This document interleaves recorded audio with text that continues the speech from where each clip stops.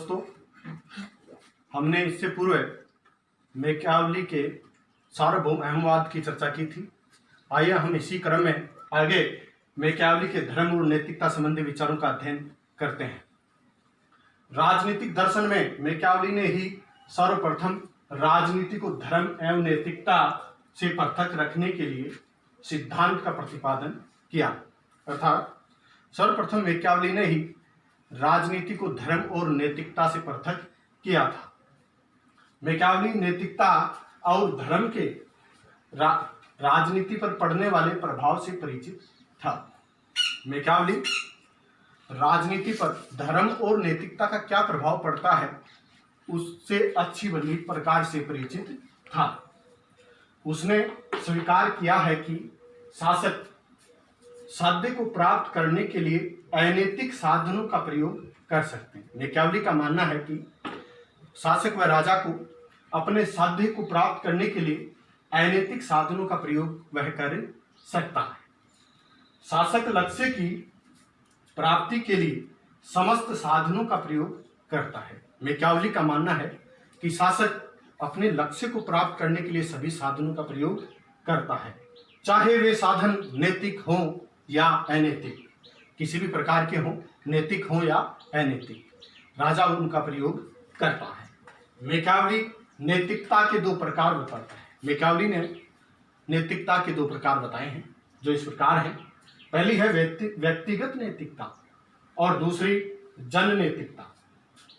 व्यक्तिगत नैतिकता में शासक के दृष्टिकोण और मापदंड को रखा जाता है।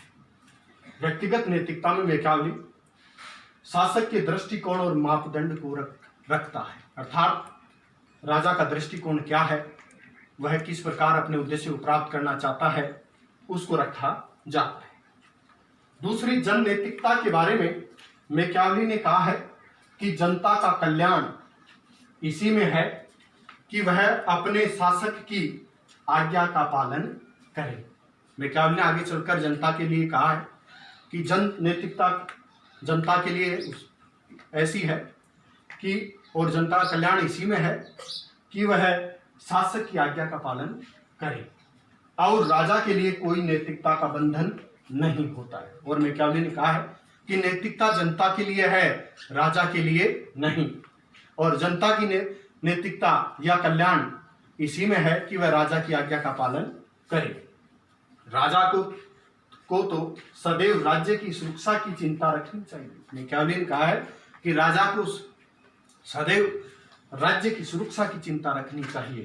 साधन तो हमेशा आदरणीय ही माने जाएंगे, अर्थात राजा ने कौन से साधनों का प्रयोग किया, वे साधन अच्छे हों या बुरे, अगर राजा ने अपना उद्देश्य प्राप्त कर लिया तो वे साधन सदैव आदरणीय ही माने जाएंगे और सामान्यतः उनकी प्रशंसा ही की जाएगी। अर्थात अगर उन साधनों के माध्यम से राजा अपने उद्देश्य में कामयाब होता है तो सदैव उनकी प्रशंसा की जाएगी। राजा का काम आम खाना है, गुठलियां गिनना नहीं। मैकियावेली ने कहा है कि राजा का काम आम खाना है, गुठलियां गिनना नहीं, अर्थात राज्य की सुरक्षा करना है, राज्य में शांति व्यवस्था बनाए रखना है। इसके लिए वो क्या करे क्या न करे इसकी चिंता उसे नहीं करनी चाहिए। अतः राजा को नैतिक या अनैतिक साधन का प्रयोग कर सफलता प्राप्त करनी चाहिए। अतः राजा को नैतिक या अनैतिक साधन का प्रयोग कर सफलता प्राप्त करनी चाहिए। राजा के लिए न कोई चीज अच्छी है और न बुरी, अर्थात राजा के लिए न तो कोई चीज अच्छी होती है और न ही बुरी।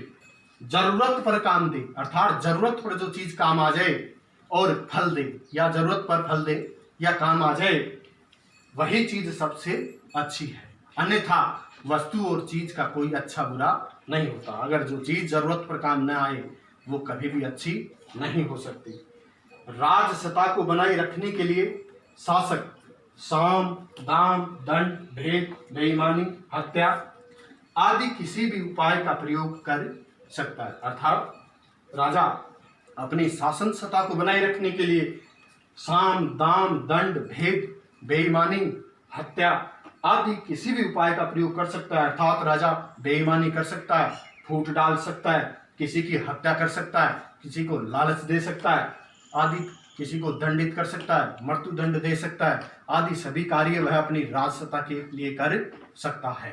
राजा वही है जो शक्ति, धोखा और पक्षपात लेकर चले, शेर की तरह शक्तिशाली हो और लोमड़ी की तरह चालाक। उसकी इस नीति को व्याघ्र लोमड़ी नीति कहा गया है। मैकियावेली ने कहा है कि सच्चा राजा वही है जो शक्ति, धोखा और पक्षपात को लेकर चले। वह शेर की तरह शक्तिशाली होना चाहिए और लोमड़ी की तरह चालाक भी। इस नीति को मैकियावेली ने व्याघ्र लोमड़ी नीति कहा है। अर्थात राजा को सदैव बाघ की तरह मजबूत या शेर की तरह शक्तिशाली और लोमड़ी की तरह चालाकी से अपना उद्देश्य को साधना चाहिए। मैकियावेली के अनुसार पाप, पुण्य, धर्म, अधर्म, लोक परलोक, अच्छा बुरा, शत्रु मित्र आदि विचार डरपोक मनुष्यों के लिए है।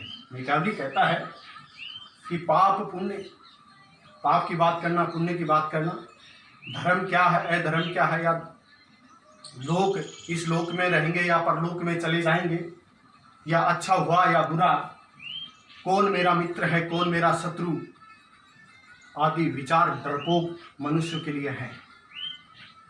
राजा को इनका दास नहीं होना चाहिए, राजा को इनसे कोई मतलब नहीं होना चाहिए। कौन मित्र है, कौन शत्रु, लोक क्या परलोक क्या, अच्छा बुरा क्या, धर्म अधर्म और पाप पुण्य से परे राजा को रहना चाहिए। राजा को सदैव यह सीखना चाहिए कि उसे श्रेष्ठ नहीं बनना है, कि राजा को सदैव यह सीखना चाहिए कि मुझे श्रेष्ठ नहीं बनना है, क्योंकि बेईमानी, धोखेबाजी, छल कपट, अवसरवादिता, हत्या, चोरी, डकैती आदि इसके कुशल शस्त्र हैं। अर्थात राजा के कुशल शस्त्र बेईमानी है, धोखेबाजी करना, छल कपट करना, अवसरवादिता अर्थात मौका देकर के चौका मार देना, हत्या कर देना, चोरी, डकैती आदि शासक के कुशल शस्त्र हैं। इनके माध्यम से वह अपने उद्देश्य को प्राप्त करना चाहता है और करना चाहिए भी। इन विचारों के पीछे मैकियावेली की धारणा थी राज्य की सुरक्षा और कल्याण सर्वोपरि है।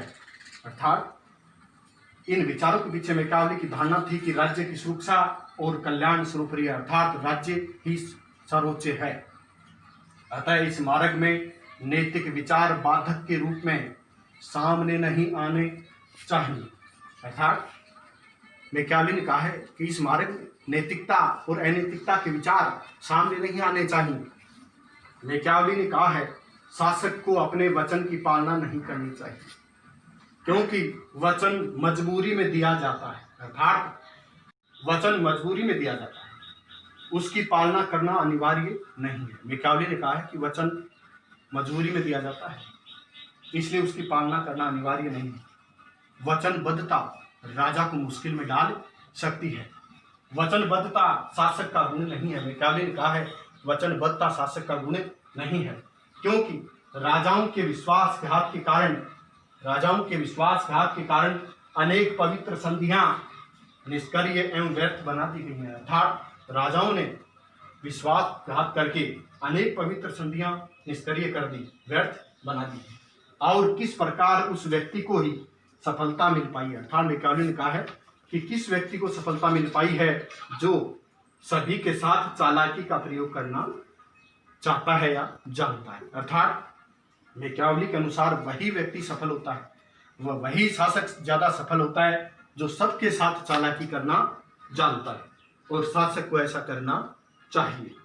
मैकियावेली के संबंध में इस प्रकार के विचारों के कारण ही यह कहा गया है कि वह अनैतिक नहीं, नैतिकता विरोधी था। अर्थात मैकियावेली के बारे में कहा गया है कि वह अनैतिक नहीं, नैतिकता विरोधी था, और अधार्मिक नहीं, धर्मनिरपेक्ष था।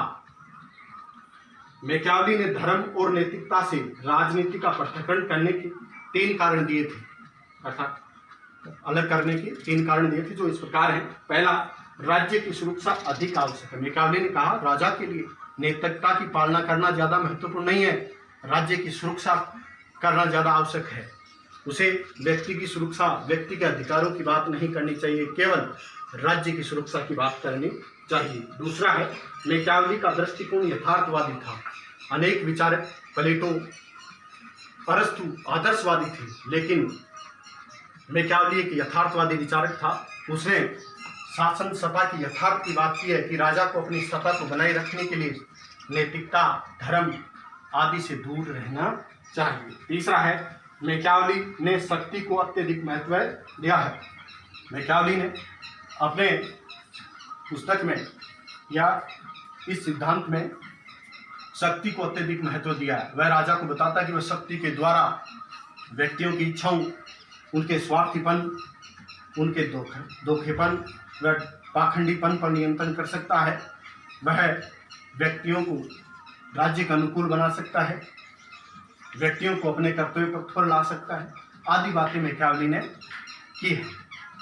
इसी प्रकार मैकियावेली के नैतिकता और धर्म से पृथकता के संबंध में नेट, फर्स्ट ग्रेड आदि में 1-2 प्रश्न पूछे जाते हैं, इसलिए इनको ध्यानपूर्वक इनका मनन अध्ययन करना चाहिए।